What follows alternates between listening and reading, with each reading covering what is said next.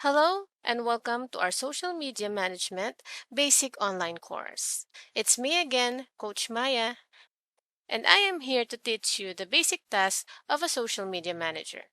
But before tayo mag-start, please subscribe to our YouTube channel so you can be updated sa mga freelancing tutorials na ina-upload namin every week.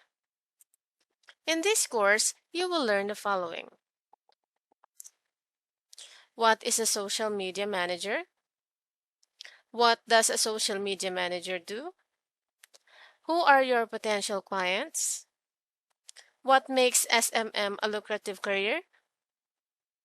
Social media manager salaries, the demand for social media managers, the must-have skills of a social media manager, how to create a business page on Facebook, Instagram, and Pinterest, how to write a compelling social media post, how to create a social media calendar, how to schedule a social media post, how to use a scheduling tool, and how to do a social media audit. So ano nga ba ang isang social media manager? Social media managers are in charge of representing a company across social channels as the sole voice of the brand. They respond to comments, compile campaigns, and create content. These experts provide organizations with the guidance needed to enhance their online presence.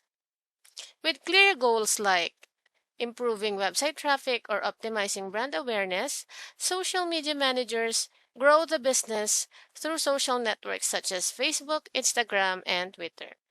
A decade ago, this role was non existent, but now more companies embrace social media for customer acquisition, and social media management is often essential. In short, as a social media manager, tayo yung in charge sa lahat ng social media pages ni client. Pwede tayo yung mag-respond sa comments and messages, mag-create ng content like images and social media posts, and mag-engage with the followers as needed. So, as a social media manager, ito yung pwede nating maging daily tasks. Manage the day-to-day handling of all social media channels such as LinkedIn, Facebook, Twitter, Pinterest, Instagram, and YouTube, adapting content to suit different channels. Oversee, plan, and deliver content across different platforms using scheduling tools such as Buffer. Ito yung pang-schedule ng content scheduling tools. Ang advantage ng paggamit ng tools like Buffer is that you can create one post, tapos siya na ang magpo-post sa lahat ng pages mo. Create engaging multimedia content across multiple platforms. So, dapat attention-grabbing yung content natin. Usually, this can be achieved by adding an image or video sa mga post natin. Develop, launch, and manage new competitions and campaigns that promote organization and brand. Yung campaigns, mga ads yon na ginagawa sa Facebook. Madalas kasi pag bago pa lang yung page, wala pang ganong followers and post reach, so kakailanganin talaga natin gumamit ng ads. Manage and facilitate social media communities by responding to social media posts and developing discussions. Pwede rin na tayo ang mag-handle ng groups ni client if they have any. When you have a page kasi, Facebook allows you to create your own community. So pag may ganun si client, we might be asked to interact with the members. Monitor, track, analyze, and report on performance on social media platforms using tools such as Google Analytics and Facebook Insights. Research and evaluate the latest trends and techniques in order to find new and better ways of measuring social media activity. Yung info na to, madali natin mahanap sa Google. Isi-search lang natin yung the latest trends in social media, marami ng results na lalabas. Analyze competitor activity. We can do this by looking at the top competitors and checking kung ano ang ginagawa nila to increase engagement and following. And lastly, we set targets to increase brand awareness and increase customer engagement. After nyo ma-hire as a social media manager, mas okay na mag-start kayo na mag-build ng social media strategy or marketing plan para ma-define yung targets na gusto nyo abutin. Meron tayong template and examples for this, so mapapadali yung paggawa nyo nito. I will link the social media strategy template below, so please check the description. So, sino ang mga pwede natin makatrabaho when we work as a social media manager? Ang brands, yung mga pages na may binibentang goods like skincare and other products. Ang mga entrepreneurs, dahil sa sobrang busy nila, hindi na nila ma-handle yung pages nila, kaya sila nag-hire ng freelance social media managers. As for personalities, sila yung mga celebrities or coaches, but usually they are pretty well known sa mga industry na kinabibilangan nila. Ito naman yung mga YouTubers or Instagram influencers usually. So bakit nga ba profitable ang social media management? Since more and more people and businesses are using social media platforms, the demand for social media managers is higher than ever. Businesses will always need someone to handle their social media content and strategies because social media provides great money making opportunities when managed in an organized and efficient way. In other words, marami kasing opportunities ang pwede mag-open up once you venture into social media. For example, sa mga influencers, malaking bagay na may social media following kasi yan ang tinitingnan ng mga brands when offering sponsorships.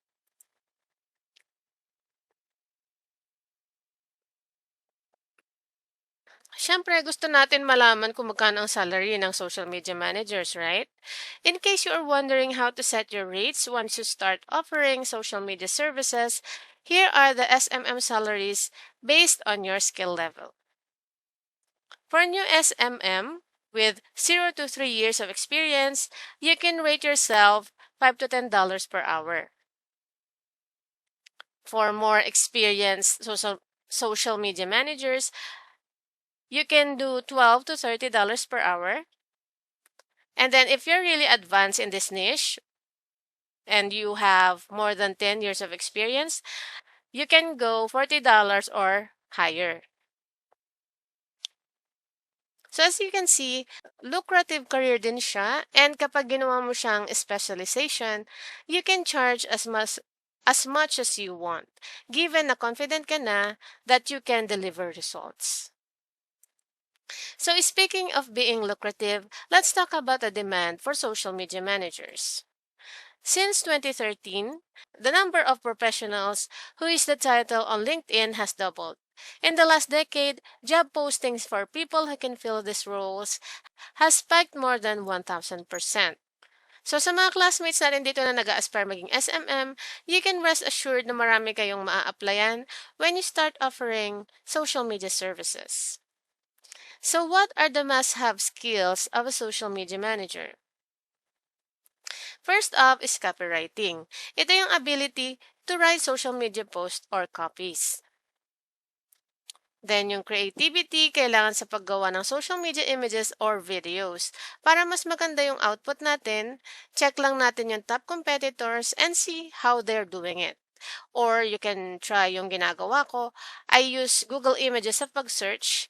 Sinesearch ko lang yung social media image design and nakakakuha na ako ng idea for my posts. Ang analytics usually ginagawa ito sa Facebook Insights. You can see there kung ano yung mga age, location, and other characteristics ng mga audience na nagvi-visit sa ating pages. Sa SEO naman, may lumilitaw din kasi sa Google's page search. Lumilitaw yung mga pages natin doon. So, we need to have certain keywords and gamitin sila naturally all throughout our pages. Then sa organizational skills, I think lahat naman ng freelance jobs magagamit yung pagiging organized kasi it makes our routine systematic, orderly, and smooth. So sa social media management, very important din na organized tayo so that all our tasks and all our deliverables are submitted on time and in an orderly manner. Sa communication, magagamit natin to sa pag-interact sa followers. So, very important na alam natin kung paano sila i-approach when we need to interact with them. So, now we are moving on to hands-on demonstration. Start tayo sa paggawa ng Facebook page para sa business. So, now we are moving on to hands-on demonstration. Start tayo sa paggawa ng Facebook page para sa business. So, here I will be opening Facebook.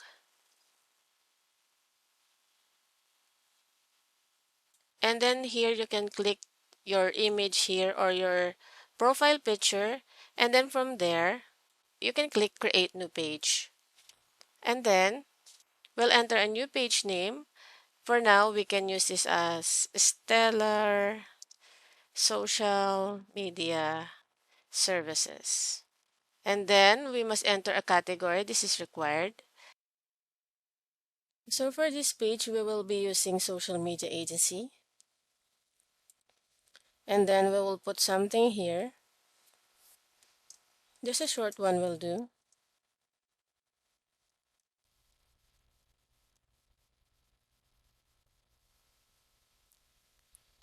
So we will have this temporary bio.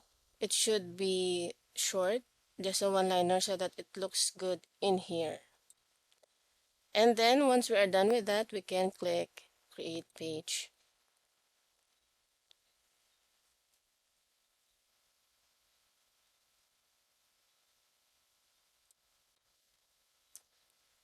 Okay, so ayaw niya ng placeholder. Lagyan lang natin yung email address. So for example, hello at Stellar Social Media Services.com.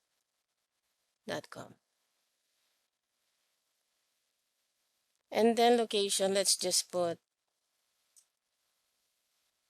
the postcode. And then let's put no hours available. Next.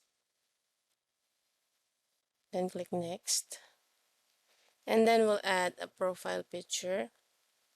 So for example, we already have our logo. So let's put this. And then for the cover photo, we can just use any stock photo that we have. So for this one, I will be using this.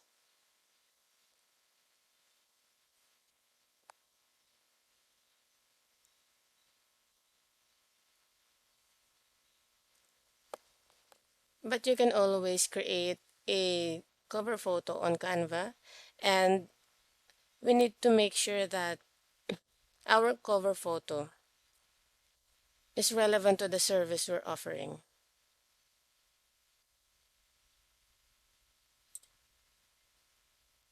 We could also add an action button. So, kung ano yung gusto mong gawin ng mga viewers or followers mo, you can choose here. For example, you want them to book appointments, just choose call now. But for now, we will use this call to action button, which is send message.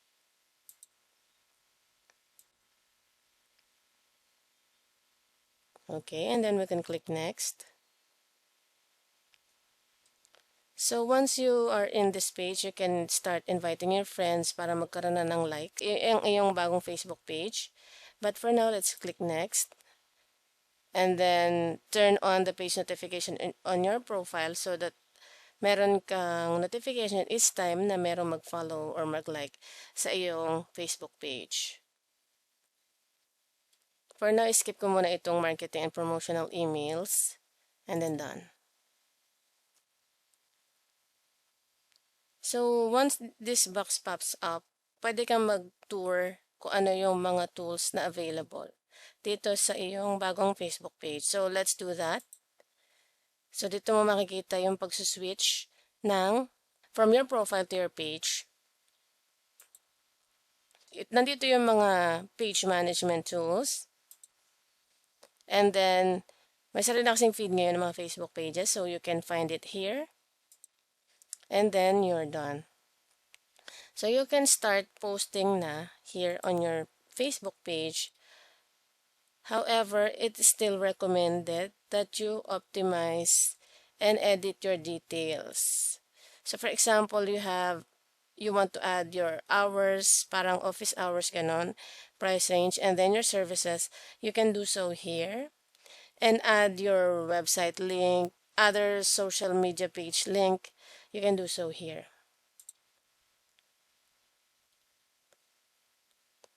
And then that's it for the creation of a Facebook page. So now we will proceed to our next lesson.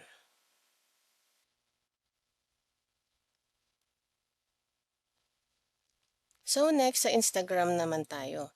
So before ka makagawa ng business page sa IG, dapat meron muna tayong personal page. Then later, i-convert natin siya sa business page. So here you can find the step-by-step process. First off, click mo lang yung gear icon sa taas ng iyong profile. And then, click switch to business profile. And then, click continue as kung ano yung profile mo sa Instagram. And then, after nun, i-follow mo lang yung prompt ng paggawa ng business page and you're good to go. I-customize mo lang din siya as you have done with Facebook. So, it should look like this. Ilagay mo yung niche niya or kung ano yung service na provide ng iyong Instagram page, like this one, social media marketing and community manager, New Englander wife. And naglagay lang siya ng konting bio about herself and links to her Twitter and website.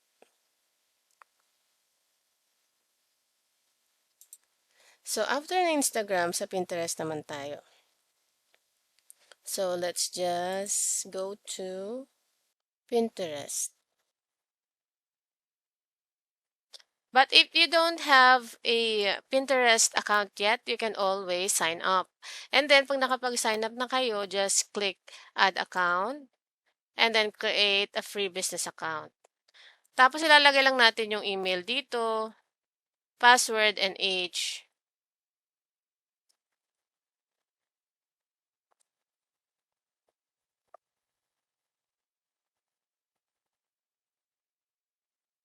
Okay, once that's done, just follow the prompt sa yung mga susunod na steps na ipapakita dito sa page na ito and you should be ready to go. Then afterwards, pag nakita nyo na yung page mismo, for example, this is the page,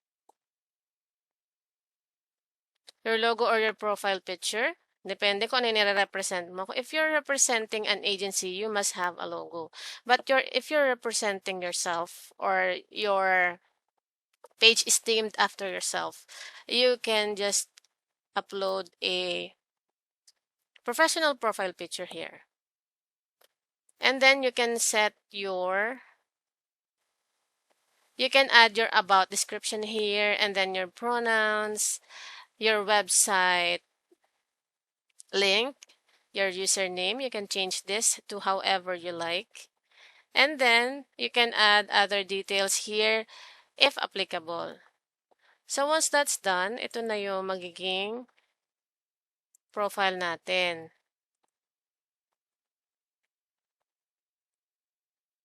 Ayan, so ganyan siya. So you've just created your very first Pinterest business page. Okay.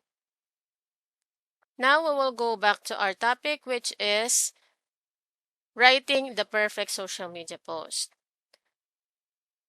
So what makes a social media post a good one? So as you can see in this image, it has 7 different parts. So if you want your social media post to stand out or gain engagement, these are the parts that you need to make sure that your posts have, okay?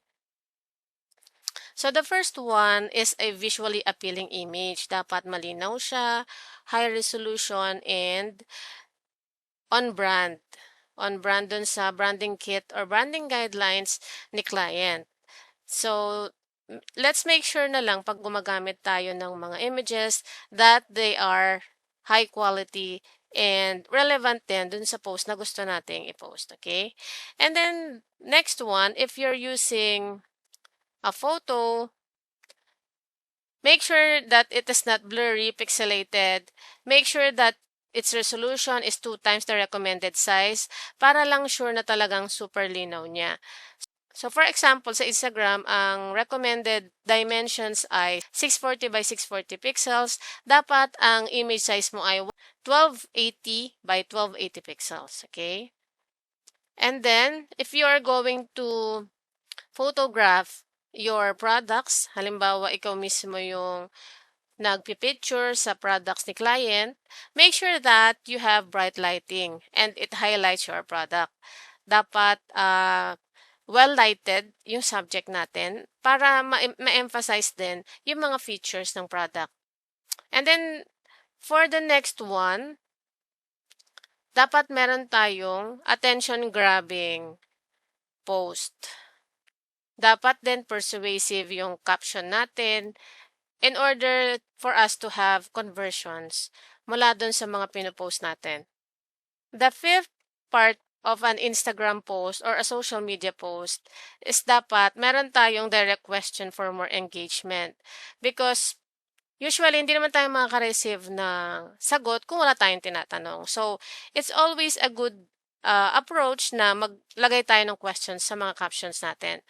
So, for example, this is a good question na you can use. Would you buy the blue or the black? Ito naman yung bad example ng isang question sa caption. What's your favorite color? Kasi medyo cliche na rin siya. So, it's not really as good as the first one. Okay? So, just a tip, the answer should be in the question.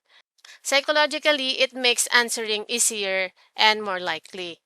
So, yun ang dapat nating ilagay na mga questions if we want more engagement. And then the next one, we should always have a call to action. Even if you think it's super obvious, tell your viewers exactly what to do. So, for example, click the link in bio to read the post. So, dapat alam ng audience natin kung ano exactly yung gusto natin na gawin nila. And then the next one, dapat meron din tayong hashtags kasi sa Instagram and sa Twitter, very helpful yung hashtags so that people can easily see us by clicking those hashtags. So there's a tip here. We should write 4 to 5 hashtags in a comment below your description. In 30 minutes, delete that comment and write a new one with 4 to 5 new hashtags. This way, you'll get all of the reach of all 11 hashtags without looking spammy. Okay, so we want to avoid looking spammy sa mga post natin kasi pagka mukhang spammy tayo, we will not gain the trust that we need, okay? And then for the last part, we should respond to comments and answer questions kasi ang mga page na pina-follow usually yung mga active talaga. So, we must maintain that status if we want more engagement. So, for the responsiveness, a simple thank you is really powerful and will go a long way. So now that we already know the parts of a social media post, let's learn how to create one. So paano nga ba natin siya magagawang compelling and attention-grabbing? So the first one is mag-research muna tayo.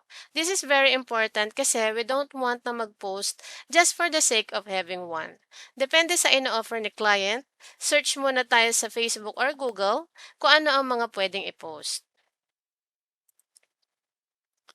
Second is speak your audience's language. Sa social media, we have this so-called target audience. For example, we are selling streetwear. So dapat yung language natin is pang teens or conversational. Third, develop your voice. The same is true here. We must create a voice na akma sa age ng target audience natin. The fourth one, kagaya nga ng sinasabi ko sa writer sa agency namin, we must always write positively even if napaka-negative ng topic. This means we should not write negatively about things or competitors. Mas magiging positive din yung image ng page pag ganito yung ginawa natin. Then, keep it short and simple. Sa Facebook, pwedeng mag-post ng mahaba-haba. However, sa Twitter, 280 characters lang yung pwede. But in general, 5 sentences is a good length pag magpo-post tayo sa social media pages. And then, of course, we must use images and videos. We use this para makagrab ng attention kasi mas makaka-remember ang audience pag may images and videos tayo sa mga post natin. And then, we must also add a call to action. Ang isa sa mga example ng CTA ay, to learn more about our services, please visit. And then, add natin yung link to the website of the client or kung saan man natin gusto papuntahin yung mga audience natin. And the last and final one, we should also proofread our social media post. This is very important din kasi we might leave a negative impression kapag wrong grammar yung mga post natin. So, install lang natin si Grammarly sa Chrome. So, it will automatically proofread them. Ngayon naman, proceed tayo sa social media calendar. Ano ang social media calendar? A social media calendar is an overview of your upcoming social media posts. It can be organized in the form of a spreadsheet, Google Calendar, or interactive dashboard if you're using a social media management app. Usually, ang nilalagay sa bawat box ay caption, image link, CTA, and hashtags. So if you want to create a visually appealing na social media calendar, here are the tools that you can use. So for the design, we can use Canva. For proofreading, Grammarly. And then for the hashtags, minsan kasi mahirap din mag-isip when we don't have the use of the tools, so we can use inflac.com. Let me just quickly demonstrate how to use inflac.com. So here we will type inflac. We need to find the hashtag generator here. So, ibibigay ko na lang yung direct link sa inyo ng hashtag generator para mabilis nyo mahanap. Check nyo lang yung link sa description. So, here, to generate your hashtags, you just need to enter your main keyword. So, for example, we need to post about streetwear. Type lang natin yung word na streetwear and then we can click generate hashtags. And then, you can already see kung ano yung mga hashtags na pwede natin gamitin for our post. So, ang maganda dito sa Inflac, kung anong keywords mga gusto natin, we can just click this checkbox. For example, this one, and then this one, and then this one, and it will populate here. So, from here, we can copy by clicking this button. And then, mapapaste na siya dun sa mga post natin. So, that's very easy. Ayan. So, now that we have learned how to generate hashtags via inflac.com, let's move on to our next topic. So, now we will learn how to schedule a social media post. Let's just use Facebook for this one. So, let's just go to Facebook, specifically on your business page, and then we'll go to Meta Business Suite. And then here, we'll click the Planner tab.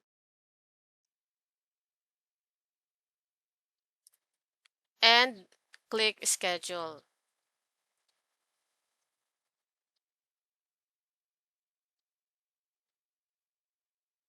So here, you can pick yung mga recommended times kung kailan active yung mga audience natin. However, kung bago pa lang yung page mo, hindi pa lilitaw itong mga active times.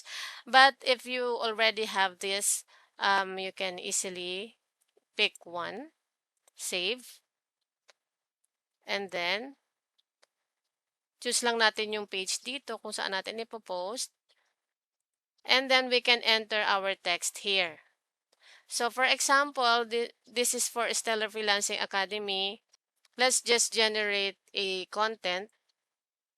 So our topic for this post would be why you need to upskill, because as you know, Stellar Freelancing Academy offers courses.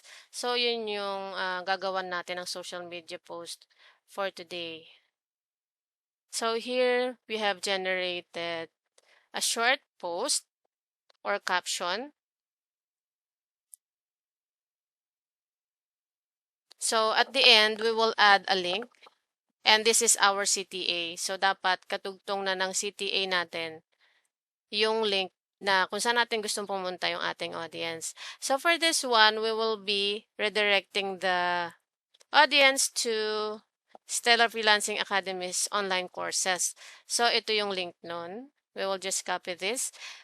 So guys, if your link is too long, dapat gagamit tayo ng link shortener like yung bit.ly. Pero for this one, this is not super long naman. So we can use it as is. So pag ganyan na blurred yung thumbnail natin, dapat gamit tayo ng malinaw na photo. So hanap lang tayo dito ng malinaw. So for example, this one, this is better than the other images we've used earlier. And then sa Facebook kasi we don't use hashtags. It's not that hindi siya masyadong nagagamit dito sa Facebook kasi hindi rin naman siya ginagamit pang search. However, you can always add siguro mga 5 hashtags here if you want. Pero as for this page, we don't use hashtags because we only use CTAs and links, okay? And then once we are done, i-proofread lang natin yung caption natin to make sure na wala tayong grammatical mistakes. Add lang tayo dito ng isa pang CTA para meron silang option. Or DM us to learn more. So, this is better here. So, pag okay na yan, yung caption natin, we can now click schedule.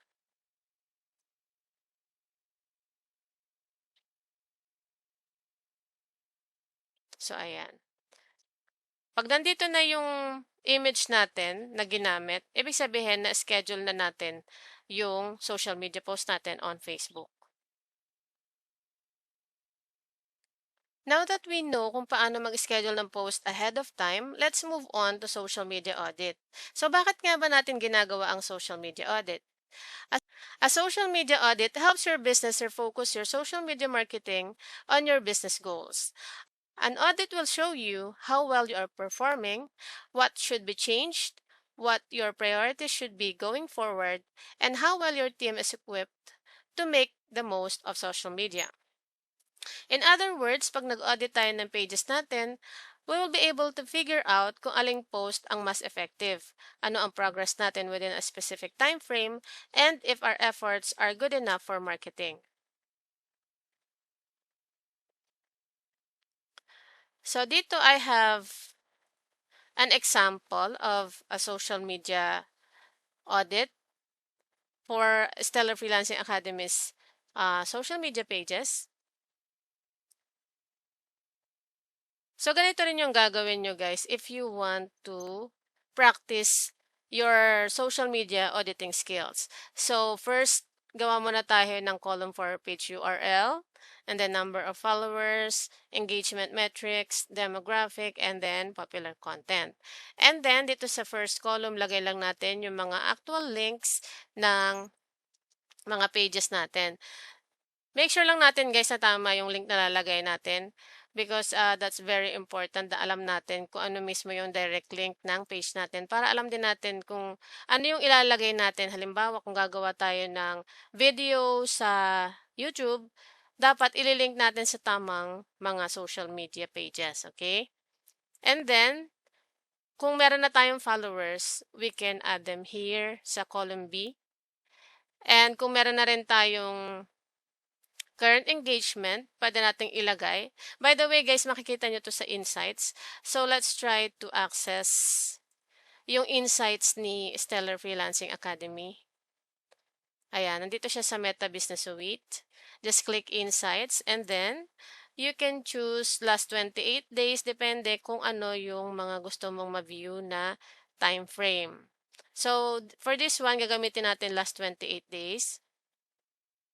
And then dito natin makikita yung paid reach and ito yung sa organic reach. Tapos, dito rin makikita natin kung gaano karami na yung page followers, kung ilan yung nag-message. And then here, yung mga page reach, page visits, new likes, and ad trends. Dito naman sa audience, yung mga gender, location, and kung saang country sila galing. So, since ito namang Stellar Freelancing Academy ay more on Philippine-based audience, kaya ang nakalagay dito 94.4%. Pero meron din naman na nare-reach siya na ibang mga nationalities. Ayan. So, dito nyo lang din makukuha yung ilalagay natin sa social media audit na spreadsheet. So, ayan. Kuhanin lang natin doon yung kung ilan yung na-reach natin na audience dito sa Facebook. Ganon din, insights lang din yung pangalan for Instagram, Pinterest, and LinkedIn. So, madali na lang hanapin nyo lang guys doon sa mga insights tab ng mga pages ninyo. And then sa demographic, yun nga yung sa audience. Hanapin lang natin kung ilang percent yung women, yung men sa bawat page natin. And then here, makikita rin natin sa Facebook kung ano yung pinaka-popular content natin. So, makikita natin yan by ranking the reach.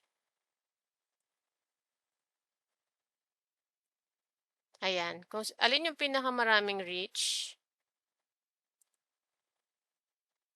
Ayan. Dito na siya lilitaw. So, for this one, kasi mga ads sila, kaya mataas yung reach nila. Pero, ang pipiliin natin for this one ay yung hindi ad. So, this is the post that had a lot of engagement or reach. So, ito yung ikakopy natin, 1501.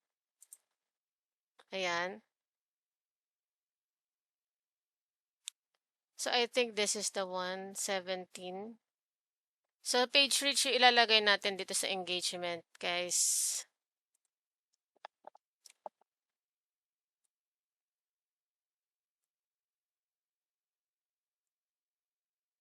Lagay lang natin 17,000. And then, the same here sa rest of our social media pages.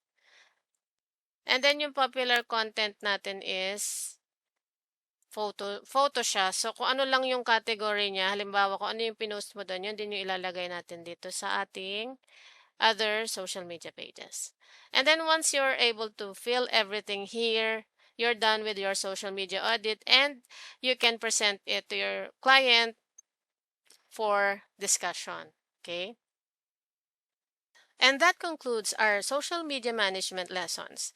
Para ma-practice nyo yung mga pinag-aralan natin, make sure to do the task we've demonstrated here, yung paggawa ng business pages and social media audit, so that you'll know how it actually goes pag kayo na mismo yung gumagawa. Anyway, if you have questions about the lessons, please don't hesitate to ask us via comment and we'll reply to you promptly. But for now, that's it for this video. See you on the next one.